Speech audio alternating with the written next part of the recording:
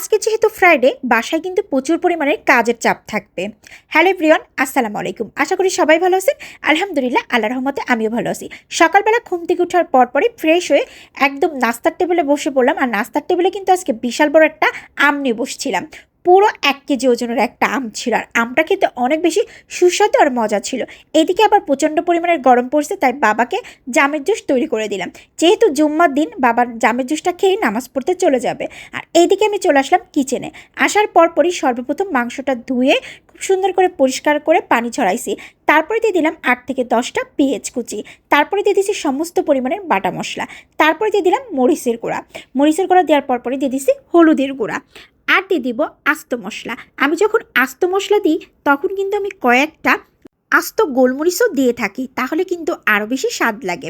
আর আজকে এই গরুর মাংসটা রান্না করব কাঁঠালের বিচি দিয়ে। যেহেতু এখন অ্যাভেলেবেল কাঁঠালের সিজন, আর এই কাঁঠালের সিজনে কিন্তু কাঁঠালের বিচি দিয়ে যদি গরুর মাংস রান্না করা হয় অনেক বেশি সুস্বাদু আর মজা লাগে। তারপরে পরিমাণ মতো লবণ এবং তেল দিয়ে ভালো করে হাতে মাখাই নিব। মাখাই নেওয়ার পরে মাংসটা কিন্তু প্রায় আমি আধা ঘন্টার মতন এইভাবেই রেস্টে রেখে দিব।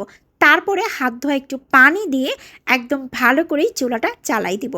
এইদিকে আবার পাশের চুলায় সবজি রান্না করব, মিক্সড সবজি, কিন্তু এটা হবে একদম চচ্চড়ি টাইপের পোড়া পোড়া। এই জন্য ভালো করে একটা বড় মাছের মাথা নিয়ে কেটে কড়া করে ভেজে উঠায় রাখছি।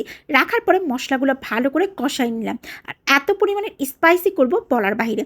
এখানেও কিন্তু কাঁঠালের বিচি, আলু, কুশি এবং বেগুন, আর সাথে দেওয়া ছিল 2টা কাঁকরোল দিয়ে ভালো করে মিক্সড করে কষাই নিয়ে ওইখানে যখন কষানোটা কমপ্লিট হয়ে যাবে তখন একদম ভাজা মাছের মাথাটা দিয়ে দিলাম। দিয়ে ভালো করে কষাই ওটা আবার একটু পানি দিয়ে বসাই দিছি। একদম পোড়া পোড়া টাইপের করব, ওই চচ্চড়িটা খেতে বেশি মজা লাগে। পাশের চুলায় আবার মাংসটা খুব সুন্দর করে কষানো প্রায় কমপ্লিট হয়ে যাচ্ছে। তার পাশের চুলায় বসা কলমি শাক। আমার কিন্তু বরাবরই কলমি শাকটা অনেক পছন্দ। তারপরে যখন মাংসটা কষানো কমপ্লিট হয়ে গেছে ওই পর্যায়ে একদম কাঁঠালের বিচিগুলো দিয়ে দিলাম। আগে থেকেই ধুয়ে পরিষ্কার করে একদম উপরে যে সালগুলো থাকে ওটাও ফেলে দেওয়া হয়েছে। কষানো কমপ্লিট করার পরে একদম গরম পানি দিয়ে দিলাম।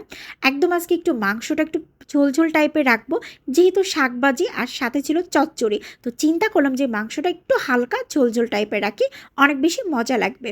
তারপর ভালো করে মাংসটা রান্না কমপ্লিট করে সুন্দর করে উঠাই নিলাম। ওইদিকে আবার বাবাও নামাজ পড়ে চলে আসছে, আর এইদিকে আমার নাফিসা বুড়িও ডাইনিং টেবিলে খাবারের জন্য বসে পড়লো।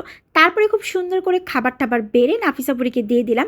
আর আজকে নাফিসা বুড়ি একাই তার চুলটা সে খুব সুন্দর করে তোয়াইলে দিয়ে পেঁচায় রাখছে এবং খাবার দাবার খাওয়া শেষ করতেছে আর বলতেছে অনেক বেশি মজা হয়েছে।